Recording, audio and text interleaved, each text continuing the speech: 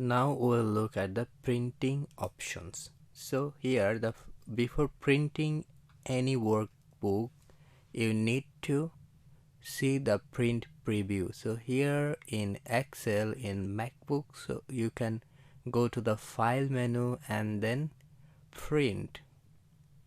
Here print, then wait a minute, then you can see the print preview here.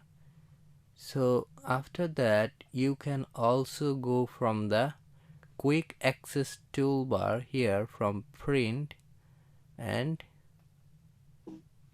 you can see the print preview, and you can set here the printer you set.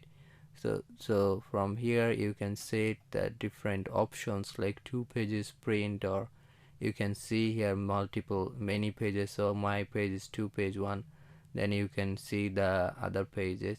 So for basic printing, just go to the file and then click print. Before printing, see the print preview, because in Excel it is different to print from other office softwares like Word or Access. So in Excel, before printing you have to make sure that whether it's okay or not.